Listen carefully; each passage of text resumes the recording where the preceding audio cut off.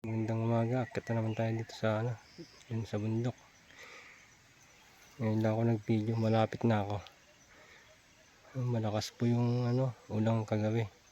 Hangin saka yung ulan. Siguro malakas na rin yung tubig sa ayun sa bundok. Titignan natin mamaya. Nagtumbahan yung mga baging. Lilinisan natin yan.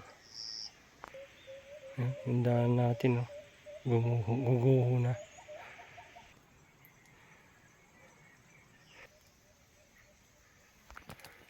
Ito may hose na dito, tubig, wala pa ang tubig.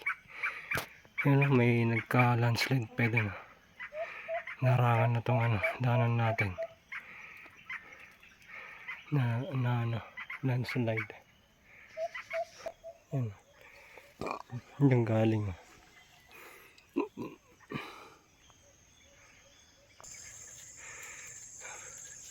Tindan natin malakas ng malakas siguro kagabi dito ng tubig. Yan. Lupa dito sa daan natin yung mga dahon-dahon. Oh, grabe. Nakakaya, hingal po.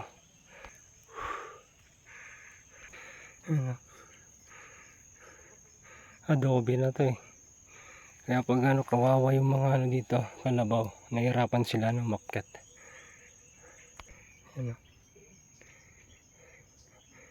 Parang patag pag dito sa video. Pero pag dito sa personal po ito patarik. Yan tayo galing. Grabe, pagod po. Yan po tayo galing. Yan, malapit-lapit na tayo. Ayun, dito na po tayo sa ibabaw. Sana yung kubo natin okay lang. Hindi linipad yung mga mga yero, yung mga bubong niya. Kasi kagabi lakas po ng hangin. Papakita ko sa inyo mamaya pag andun na po ako. Sobrang hingal. Ito na yung natin pinagkukuhan ng ng tubig. Tingnan, dumagos na rin yung okay na to, malakas na to. Nakakaipon na ng madaming tubig para may pang painom natin sa mga alaga nating mga baka, kalabaw. Napuntan natin dun sa pinanggagalingan niya.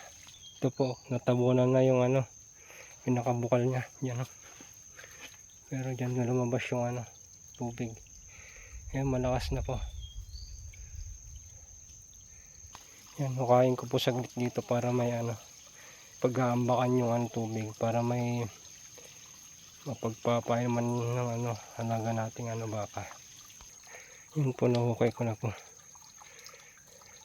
Ito po, may tubig na po humaagos. Ayan yun po nanggagaling. Yun. Ayun, yung kubo natin parang hindi naman linipad yung bubong. Tara, lapitan po natin. Ayan po yung kubo natin. Okay naman po. Hindi naman po linipad yung mga bubong. Lapitan pa natin. Ayan po. Di pa nakapako kasi yung yero po na bubong kaya ganyan pa. Dinagyan ko lang ng niya, yung kahoy sa ibabaw. Tapos tinalihan ko po kabilang pa rin. Di po nilipa rin. Ito po.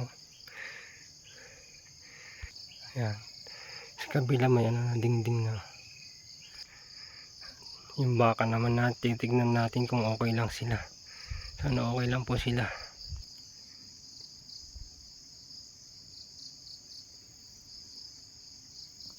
Salamat mo Lord. Okay din yung mga alaga natin, nandun po sila. Nandun po yung bayan namin. Kagabi po nabaha po doon. Sana okay lahat sila doon, wala pong nasaktan. Kasi kagabi pinapanood ko yung isang vlogger na halos po yung Cavite River na sinasabi nila umapaw na po. Yan po. Ayun yung dagat yung gilid niya parang brown na.